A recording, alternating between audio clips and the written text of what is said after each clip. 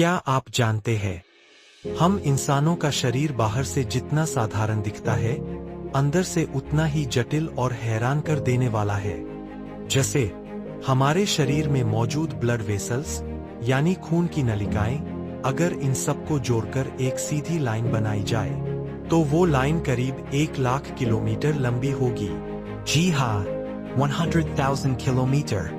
मतलब इतनी लंबाई कि वो पृथ्वी के चारों ओर 2.5 बार घूम सकती है। अब सोचिए, इतना कुछ हमारे शरीर के अंदर